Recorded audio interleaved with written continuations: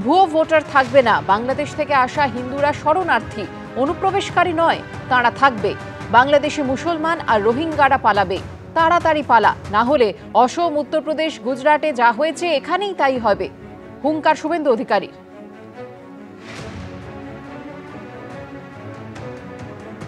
শুধু এসআইআর এর কাজটা ঠিকঠাক করে করুন।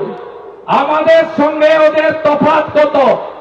আমরা 2,33,27,000, ওরা 2,75,00,000।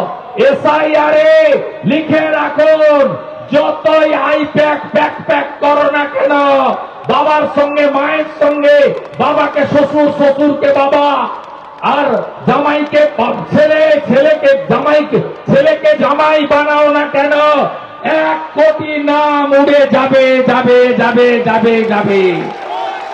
কোন মৃত নাম থাকবে না, ফেক ভোটার থাকবে না, ডবল ট্রিপল এন্ট্রি থাকবে না।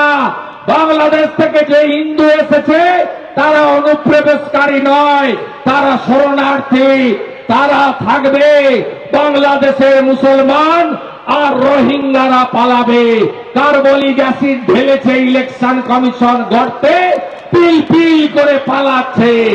আমি বলি এদের জেলে দেওয়ার দরকার নেই, ভাগ, পালা, তাড়াতাড়ি পালা, নইলে আসামে যা হয়েছে, ইউপি গুজরাট যা করেছে, এখানেও বিজেপি সরকার এলে এই অবৈধ অনুপ্রবেশকারীদের রাখবে না। শুভেন্দু অধিকারী ফের একবার হুঙ্কার দিলেন 1 কোটি নাম বাদ যাওয়ার এই এসআইআর এর মাধ্যমে। তিনি বললেন যে ভুয়ো ভোটার থাকবে না, বাংলাদেশ থেকে আসা হিন্দুরা শরণার্থী, অনুপ্রবেশকারী নয়, তারা থাকবে। আর এ নিয়ে কি বলেছেন তৃণমূল কংগ্রেসের মিডিয়া সেলের ইনচার্জ দেবাংশু ভট্টাচার্য, দেখুন। ওনারা প্রথম থেকে যে 1 কোটি রোহিঙ্গা, 1 কোটি লোকের নাম বাদ যাবে, এই সংখ্যাটা বলছেন কোথা দিয়ে? আর সবচেয়ে বড় বক্তব্য হচ্ছে প্যাক আইপ্যাক যাই বলুন না কেন, সোজা কথা হচ্ছে যে এই যে বিএলওদেরকে উনি বলছেন, বিএলও তো শুধু পশ্চিমবঙ্গে প্রাণ হারাচ্ছে না, রাজস্থানের বিএলও প্রাণ হারিয়েছে, গুজরাটের বিএলও প্রাণ হারিয়েছে। ওখানে তো তৃণমূল নেই, কারণ মমতা বন্দ্যোপাধ্যায় প্রথম দিন থেকে বলেছিলেন এটা 2 বছরের টাস্ক, এটাকে 2 মাসে করা যায় না। আপনারা বলেই খালাস যে সরকারি কর্মচারীদের করতে হবে, সেই মানুষগুলোর কি পরিস্থিতি হবে ভাবুন। সেদিনকে শোনেননি, আজকে তাদের এই পরিস্থিতি হয়েছে।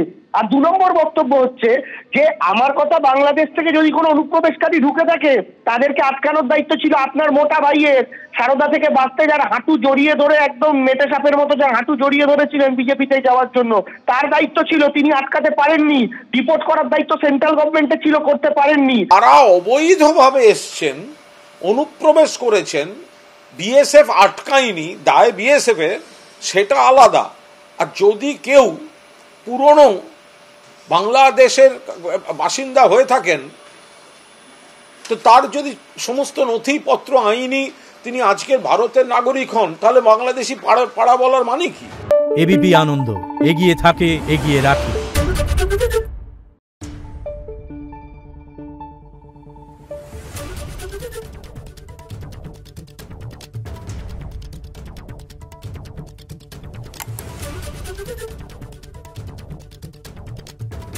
Thank you.